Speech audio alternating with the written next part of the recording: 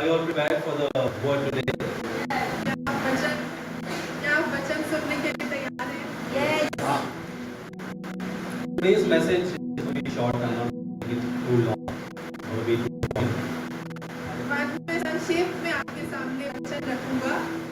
Today we will be discussing and sharing about walking in faith during difficult times. आज हम बात करेंगे कि जब हमारी जिंदगी में कठिनाइयां होती हैं हम उसमें विश्वास के द्वारा कैसे चलते हैं। I believe all of us has gone through difficult times, has seen difficult times. और जरूर हमें यहाँ हम सब ने अपनी जिंदगी में मुश्किल समय देखे हैं, मुश्किल समय से गुजर गए हैं। And we have different life challenges. और हमारी हर एक की जिंदगी में अलग अलग कठिनाइयां होती हैं। But let me remind you, during our difficult times, our faith is most important. कठिन समय के नीचे हमारा विश्वास बहुत महत्वपूर्ण है। In our difficult times, our faith is being tested and strengthened. और हमारी मुश्किल समय में हमारे जो विश्वास है वो परखा जाता है और वो और मजबूत भी होता है। So the important thing is that we need to maintain our faith तो जरूरी ये है कि हम अपना विश्वास बनाए रखें at all times. हर समय पर। I will be giving few explanations and examples from the Bible and experiences from the Bible. अब मैं बाइबल में वचन में कुछ उदाहरण दूंगा How faith can be sustained किस तरह विश्वास को बनाए रख सकते हैं during tough times. मुश्किल समयों में। Now we have two major people in the Bible who I'm going to talk about. और बाइबल से मैं दो लोगों के बारे में बताऊंगा। And there are a few other more too. I will just give you pointers. You can take a note of the Bible verses, go home and read about them. तो मैं मुख्य तरह से दो लोगों के बारे में बात करूंगा और कुछ लोगों के बारे में भी आपको बोलूंगा जिनके बारे में घर जाके और पढ़ सकते। Now before I begin, I would like to know from you all और शुरू करने से पहले मैं आप लोग से एक सवाल रखता हूँ that in your difficult times, what do you do? कि आप अपने मुश्किल समयों में क्या करते हैं? Cry to God. We pray. What else? हम प्रार्थना करते हैं, प्रभु को पुकारते हैं और क्या करते हैं? बोलिए, आप लोग से सुनना चाहता हूँ मैं. Very good. Okay. So now we will look at Job from the Bible. तो हम लोग बाइबल में जोब की पुस्तक में को देखते हैं। Now we all know that he was a wealthy man, he was a rich man and a righteous man. और हम जानते हैं कि जो बहुत ही अमीर व्यक्ति था और वो धर्मी व्यक्ति भी था। Now when he went through a time of difficulties, he lost his children, he lost his wealth, his health. और जब वो कठिनाइयों से गुजर के गया उसने अपना सारा पैसा खो दिया, अपने बच्चे खो दिए, अपनी सेहत भी खो दी। But during these difficult times, his faith was always strong and he remained in his faith towards God. पर चाहे उसकी जिंदगी में जो भी मुश्किल क्यों ना आई उसका विश्वास बना रहा।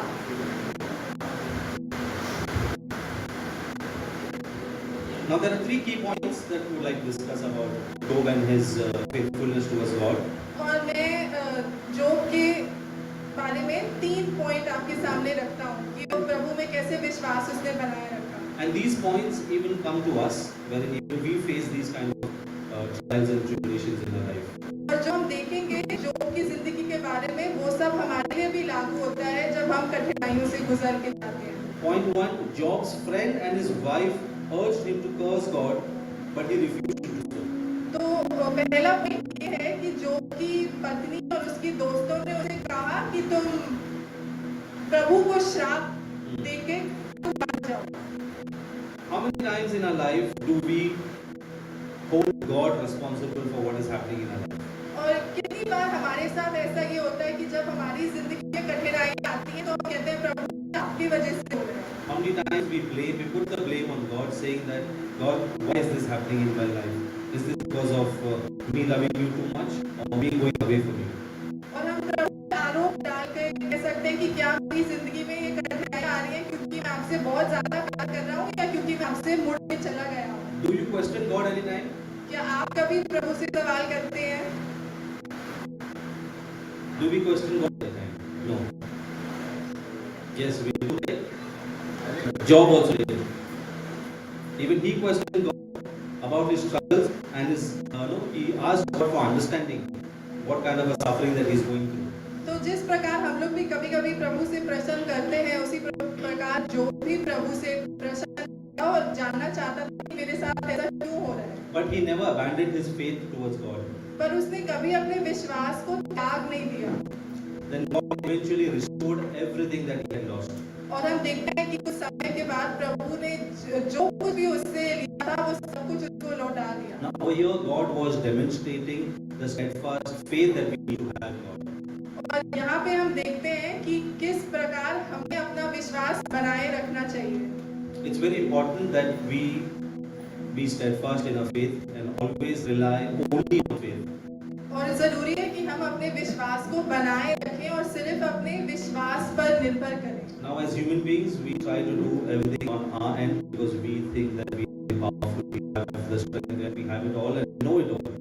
और हम लोग सोच सकते हैं कि मैं सब कुछ अपने बल से कर सकता हूँ क्योंकि मुझे सब पता है और मुझे ताकत है सही करने की। But that's not the case because after all we are human. पर ये सच नहीं है क्योंकि हम इंसान हैं। We fail in our failures. और हम हार भी जाते हैं।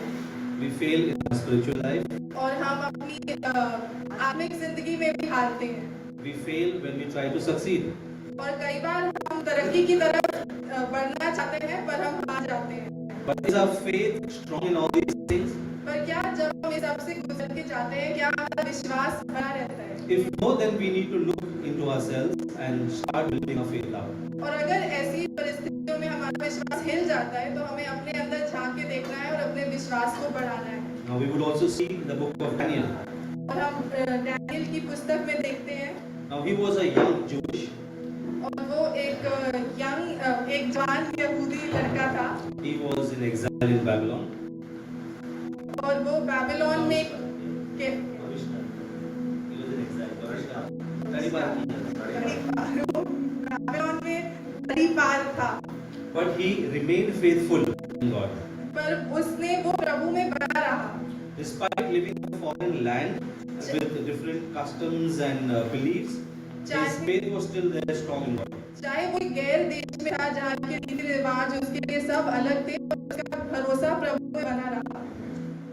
He continued to pray to God, even though that there was a decree in that land that if you pray to other god, that's illegal. But still, he continued doing that.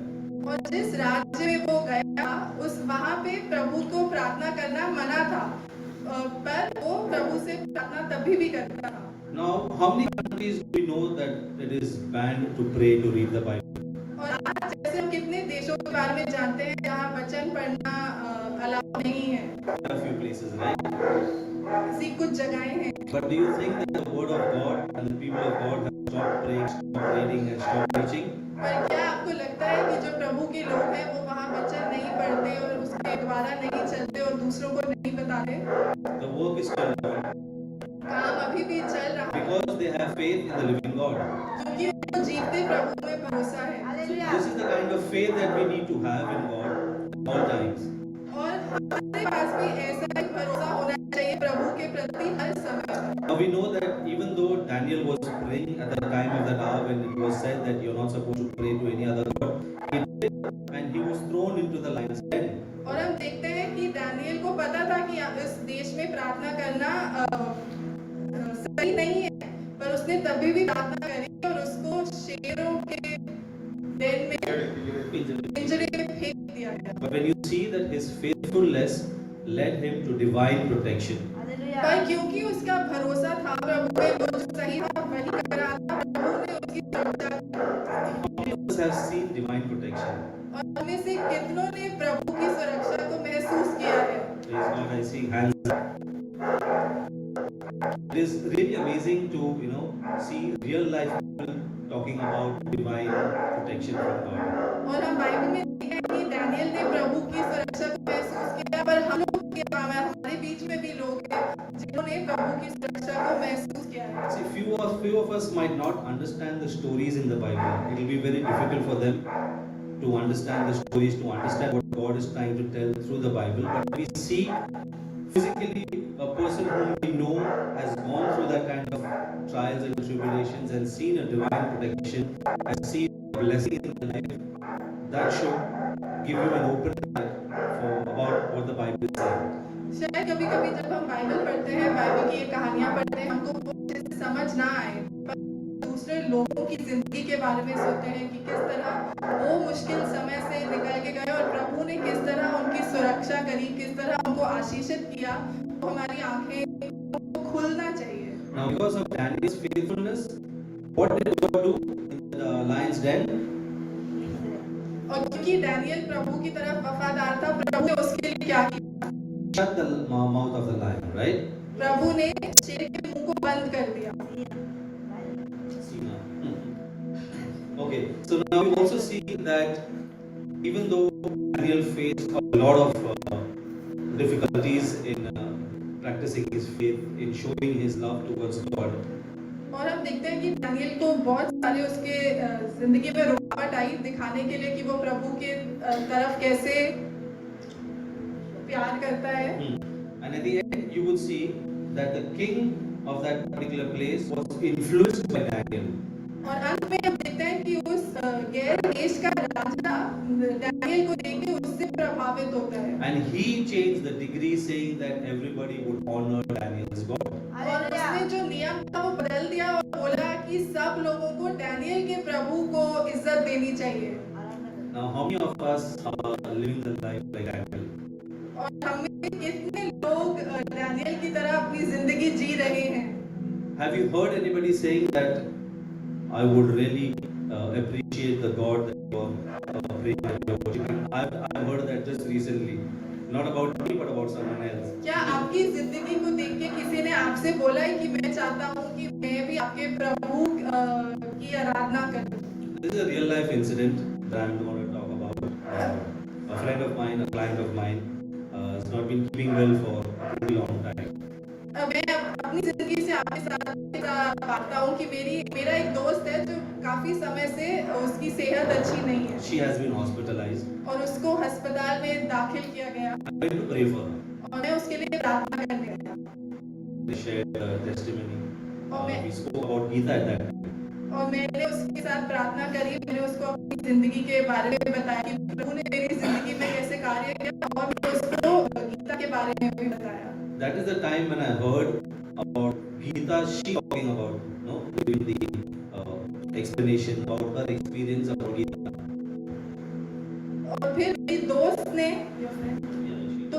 दोस्त ने मुझे बताया कि उसने गीता की जिंदगी में क्या देखा है। She likes Gita's faith. तो गीता का विश्वास पसंद है। She is getting influenced by Gita's faith. और वो गीता के विश्वास को देख के उसमें प्रभाव पड़ रहा है। And ultimately at the end, she just asked one question. और अंत में उसने सिर्फ एक सवाल पूछा। Whom do you pray to? कि आप किसको प्रार्थना करते हैं? How do you pray to? और आप कैसे प्रार्थना करते हैं? And what do you pray? और आप क्या प्रार्थना करते हैं? So isn't this a life-changing experience of a person to know what is happening in other person's life? और ये कितना जिंदगी बदलने वाला किस्सा है कि कोई और किसी और की जिंदगी को देखकर इतना प्रभावित हो रहा है। Even I would want to, know people knowing about me, how strong is my faith in my God, how I put my trust in my God.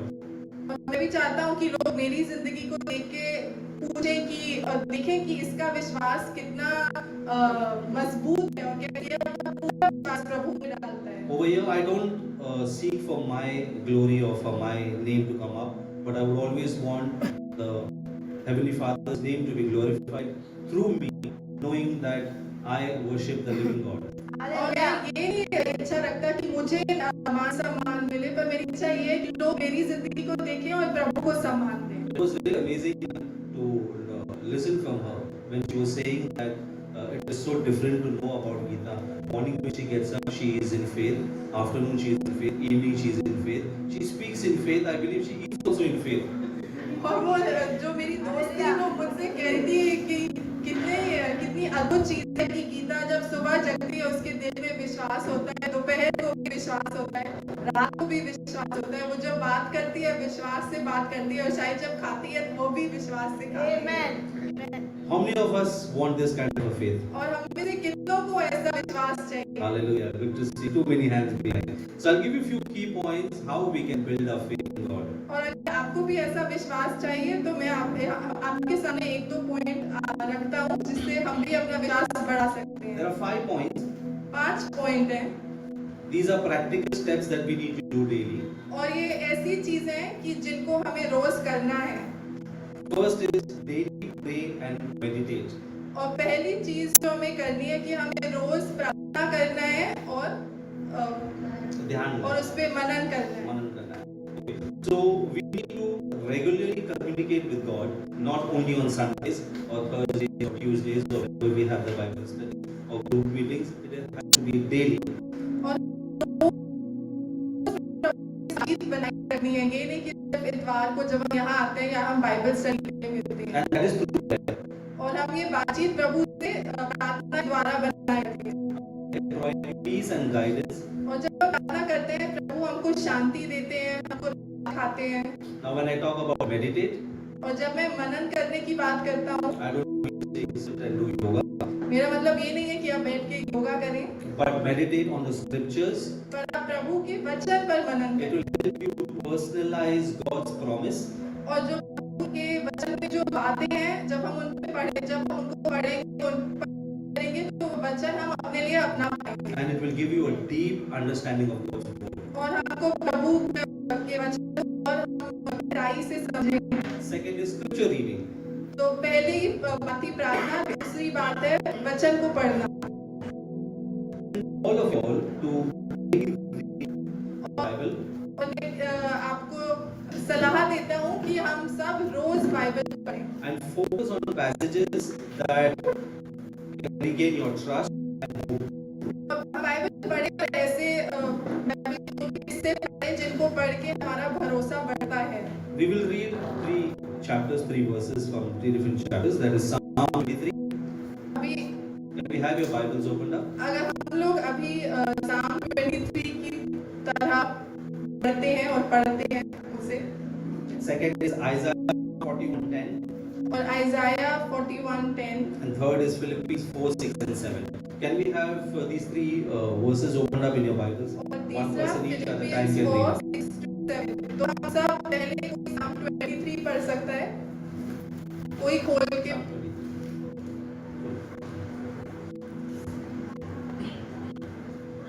यहोवा मेरा चरवाहा है, पूरा यहोवा मेरा चरवाहा है, मुझे कुछ गति न होगी। वह मुझे हरी हरी चराइयों में बैठाता है, वह मुझे सुखदायी जल के झरने के पास ले चलता है। वह मेरे जी में जी लाता है, धर्म के मार्गों में वह अपने नाम के निमित्त मेरी अगुवाई करता है। चाहे मैं घोर अंधकार से भरी हुई तराई में होकर चलूं, तो भी हानि से न डरूंगा, क्योंकि तू मेरे साथ रहता है। तेरे सोटे और तेरी लाठी से मुझे शांति मिलती है। सताने वाले के सामने मेरे लिए मेज बिछाता है। तूने मेरे सिर पर तेल मला है, मेरा कपड़ा उमड़ रहा है। निश्चय भलाई और करुणा जीवन भर मेरे साथ साथ बनी रहेगी, और मैं यहोवा के धाम में सर्वदा वास करूंगा। Hallelujah. What does it say? और इसमें क्या लिखा है? God is my shepherd and I shall not want. If the Lord is your shepherd, और He is the one to guide your way. प्रभु आपका चरवाहा है, वो आपका मार्गदर्शन करेगा। Isn't it important for us to know that we have a guide? और ये हमारे लिए जरूरी है जानना कि हमारा एक चरवाहा है। So please stop looking out in your own way by your own strength, because we have a heavenly Father who is looking after us. और क्योंकि हमारे पास एक चरवाहा है, हमारे पास एक स्वर्गीय पिता है जो हमको राह दिखाता है, इसलिए जरूरी है कि हम अपनी बुद्धि पर निर्भर ना करें, पर प्रभु से पूछें कि हमें किस राह में जाना चाहिए। Now let's read Isaiah 41:10. अब इशाया 41:10 पढ़ेंगे। हट डर, क्योंकि मैं तेरे संग हूँ। इधर उधर मत ताक, क्योंकि मैं परमेश्वर हूँ, मैं तुझे दृढ़ करूंगा और तेरी सहायता करूंगा और अपने कर्ममय दाहिने हाथ से मैं तुझे संभाले रखूंगा। It says, "Fear not, for I am with you. Be not dismayed, for I am your God. I will strengthen you, I will help you, I will uphold you with my victorious right hand." What is more promising than this, that your Heavenly Father is saying that I am your God, I am your strength, and I am your help. और इससे बढ़कर चीज हो सकती है कि हमारे स्वर्गीय पिता हमसे कहते हैं कि वो हमारे परमेश्वर हैं, वो हमारे सहायक हैं और वो हमें संभाले रखेंगे।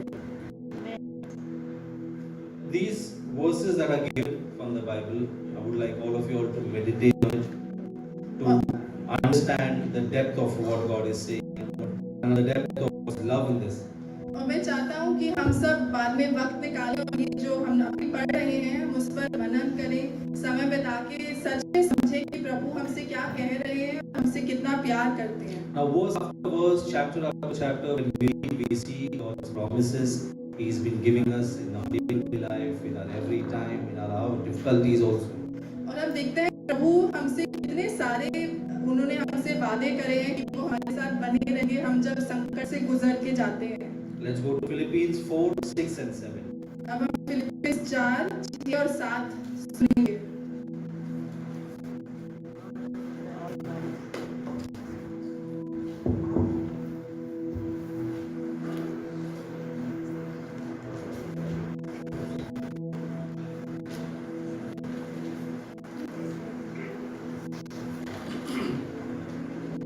किसी बात की चिंता मत करो, बल्कि हर परिस्थिति में धन्यवाद से प्रार्थना और विनय के साथ अपनी याचना परमेश्वर के सामने रखते जाओ। So what it says, have no anxiety about anything, but in everything by prayer and supplication with thanksgiving, let your requests be made known to God. And the peace of God, which passes all understanding, will keep your hearts and your minds in Christ Jesus. तो यहाँ पर लिखा है किसी की बात की चिंता मत करो, परंतु हर एक बात में तुम्हारे निवेदन, प्रार्थना और विनती के द्वारा धन्यवाद के साथ परमेश्वर के सम्मुख उपस्थित किए जाएं। तब परमेश्वर की शांति जो सारी समझ से परे है तुम्हारे हृदय और तुम्हारे विचारों को मसीह यीशु में सुरक्षित रखेगी। See, there's one important thing that God says over here. और यहाँ एक और महत्वपूर्ण बात है जो प्रभु हमसे कहते हैं। Don't have anxiety about anything. और प्रभु हमसे कह रहे हैं कि किसी चीज के बारे में भी चिंता मत करो। Anything means comes everything. That's your financial, that's your spiritual life, your personal life, your whatever you have, you think about. Don't think about it, God says. और यहाँ जब लिखा है किसी भी बात की चिंता मत करो, उसका मतलब है सच में किसी भी चीज के बारे में चिंता मत करो, चाहे पैसों के बारे में या रिश्तों के बारे में या जो भी चीज है, हमें किसी भी चीज के लिए चिंता नहीं करनी चाहिए। Because God is in control. और हमें चिंता क्यों नहीं करनी चाहिए? क्योंकि प्रभु हर चीज को संभाल रहा है। He says, pray about it. और वो कहता है उसके बारे में प्रार्थना करो। How many of us over here pray when they are in difficult times? और हम में से कितने लोग प्रार्थना करते हैं जब हम मुश्किलों में होते हैं? बस इतने लोग, बाकी कोई प्रार्थना नहीं कर रहा है। मैं चाहूंगा पूरा कलीसिया प्रार्थना करे, please. I want everybody's hand up who all prays to God in their difficult times. But after your difficult times, when your prayer is being answered, how many of you thank God? पर हम लोग सब बोलेंगे कि हाँ जब हम मुश्किलों में होते हैं प्रभु से प्रार्थना करते हैं, पर हम में से कितने लोग याद रखते हैं प्रभु को धन्यवाद देना जब हमारी मुसीबत टल जाती है? That's an important key, thanking God at all times. और प्रभु को हर समय धन्यवाद देना भी बहुत जरूरी है। Point number 3 is community support. और तीसरा पॉइंट है कि हम लोग एकजुट रहें, community. कि हम लोग साथ में रहें, एक साथ रहें, संगति, समूह में रहना। Now it is very important that all of us have to be a part of a church community. और ज़रूरी है कि हम लोग जैसे कलीसिया आते हैं, हमें कलीसिया की संगति का हिस्सा बनना चाहिए। I'll give you a reason why. और मैं आपको बताता हूँ ये ज़रूरी क्यों है। Now, if you fellowship with other believers, अगर आप दूसरे विश्वासियों के साथ सिर्फ संगति रखेंगे, it will provide you emotional support, तो उससे आपको आपके भावनाओं को ताकत मिलेगी and spiritual support. और आप आत्मिक रूप से भी आपको ताकत मिलेगी। Now, all of us know how a church is built. और हम जानते हैं कलीसिया कैसे बनाई जाती है। How does a building stand on pillars, right? तो कोई भी आप इमारत देखेंगे वो कैसे खड़ी होती है, क्योंकि उसमें पिलर होते हैं। Does the building float automatically in the air without any support? क्या इमारत ऐसे ही हवा में उड़ती है? So it's the same way to have our spiritual life. We need to have our community support. और जिस तरह एक इमारत को भी जरूरी है कि सपोर्ट हो कि वो खड़ी रहे, उसी प्रकार अगर हमें भी खड़ा रहना है, जरूरी है कि हम भी दूसरे लोगों के साथ खड़े हो, दूसरे विश्वासियों के साथ। We need to have leaders in our life. और हमारी जिंदगी में याजक होना जरूरी है। Because if a leader is not there, who's going to lead you? अगर आपकी जिंदगी में कोई अगुवाई देने वाला नहीं है, तो आपको अगुवाई कौन देगा? Is it easy to fight emotional, emotional trouble when we have, or when we are emotionally sad or emotionally upset about anything? Is it easy for a person to solve his problem by his own? और जब हम अपनी जिंदगी में मुश्किलों से गुजरते हैं, शायद हम किसी चीज को लेके दुखी हो या शायद किसी चीज को लेके परेशान हो, तो अकेले ही हमको उससे निकलना मुश्किल होता है। It is very difficult. It is really important for a leader to be there with you, a church member to be there with you, so that he can provide or she can provide you financial, emotional support and spiritual support. और जब हम ऐसी मुश्किलों से गुजरते हैं, तो प्रभु ये नहीं चाहता कि हम हर चीज अकेले ही उससे निकल के जाएं, पर प्रभु ने हमें कलीसिया में अगुवाई दिए हैं और विश्वासी हैं जिनके पास हम जा सकते हैं और वो हमको ताकत दे सकते हैं जो उस समय पर हमारे पास नहीं है। I would also suggest that all of you all, join into small groups or prayer groups that we have in the church, or the church functions that we have, like prayer group, prayer walk. We have our Bible studies happening. We have our Bible study on wheels that is happening. Go to pray for others. These activities are very important, and I would recommend all of you all to be a part of it. और हमारी जिंदगी में हमें Sunday को तो church आना ही चाहिए, पर सिर्फ चर्च काफी नहीं है, इसमें और कितनी चीजें होती हैं। आप सुबह की प्रार्थना में जुड़ सकते हैं, या प्रेयर वॉक के लिए जा सकते हैं, या बाइबल स्टडी के लिए जा सकते हैं। और मैं आपसे दरख्वास्त करता हूँ कि आप किसी चीज में जरूर शामिल हों। By doing this, you will get mutual encouragement and accountability. और जब आप ऐसा करेंगे तो आपको हौसला भी मिलेगा और कोई आप पे निगाह भी रख सकता है, और आप अगर आप सही राह में नहीं जा रहे, वो आपको प्यार से बोल सकता है कि आप सही राह में चलें। Point 4, God's plan. और चौथा पॉइंट है प्रभु के योजनाओं पे भरोसा रखना। God's ways are higher than our ways. और प्रभु के जो तरीके हैं वो हमारे तरीकों से ऊंचे हैं। How do we know that? हमें ये कैसे पता है? Very good. And how else do we know that? और हमें ये कैसे पता है? We'll open up Isaiah 55, 8 and 5. 8 and 9. Sorry. Isaiah 55. तो हम इशाया 55 8 8 और 9 पढ़े।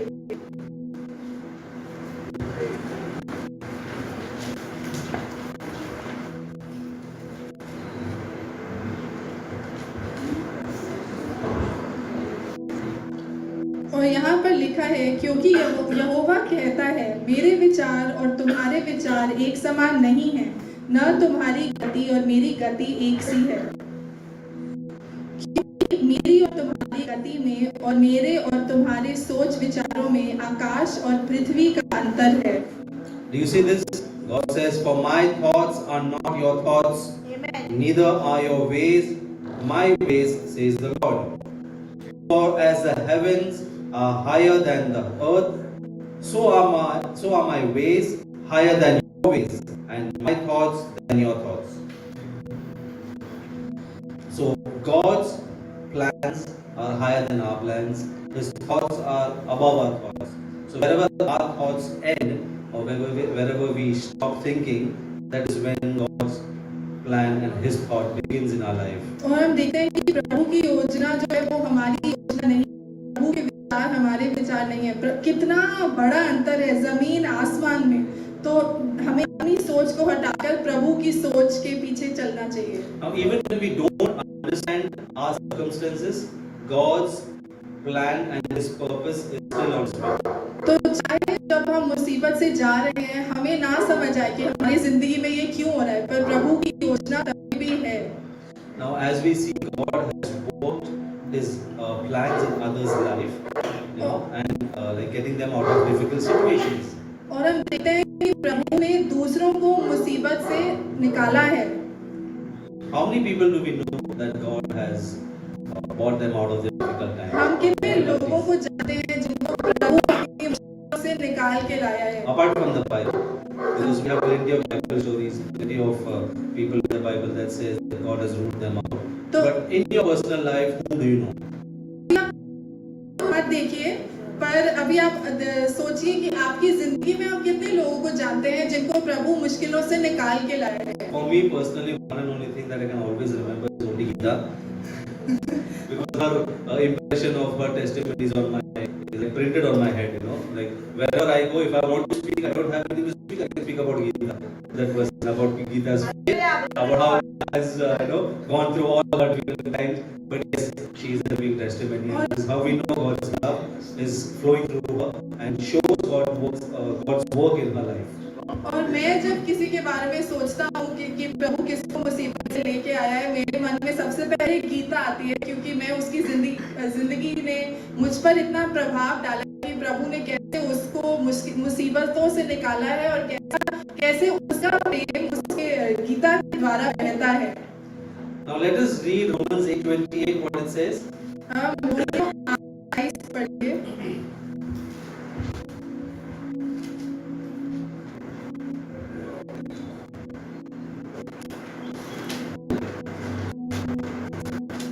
I hope after reading this, at least the life of Geeta would be clear in front of you all. और ये जब हम पढ़ते हैं तो शायद हम लोग गीता की जिंदगी को बेहतर समझ पाए। और यहाँ लिखा है, हम जानते हैं कि जो लोग परमेश्वर से प्रेम रखते हैं उनके लिए सब बातें मिलकर भलाई ही की उत्पन्न करती हैं, अर्थात उन्हीं के लिए जो उसकी इच्छा के अनुसार बुलाए हुए हैं। Amen. Do you understand that? Can someone read in English? And we know with great confidence that God, who is deeply concerned about us, causes all things to work together as a plan for good for those who love God, to those who are called according to His plan and purpose. Amen. So we are called according to His plan and purpose. There is also one more promising verse in that. Let's go down to verse 31. और हम 31 भी पढ़ेंगे। उधर लिखा है, अतः हम इन बातों के विषय में क्या कहें? यदि परमेश्वर हमारी ओर है तो हमारा विरोधी कौन हो सकता है? कोई हो सकता हमारा विरोधी? Can anybody be against us when our God is with us? No one. No one. Isn't this a wonderful promise that God says? That when I'm with you, no one can come against you. So if you feel that you are facing a difficult time in your business, in your kids, in your studies, youngsters in your studies, old people in their physical life, if you all are feeling that you have difficulties, just don't forget that God is with you. If He is there with you, nothing can come against you. Neither sickness, neither the burden of studies, neither financial problems, neither your loss in your business that you would think about. Right? और शायद हम लोग में से कोई अभी भी किसी मुश्किल में हैं, और शायद हमारी सेहत अच्छी नहीं है, या हमारे बच्चे अच्छे से पढ़ाई नहीं कर रहे, या हमारा धंधा अच्छे से नहीं चल रहा। पर प्रभु का वचन हमें हौसला देता है कि प्रभु हमारे साथ है, और क्योंकि वो हमारे साथ है कोई हमारे विरुद्ध नहीं आएगा। Now the last point is practicing gratitude. और अंतिम पॉइंट है कि हमें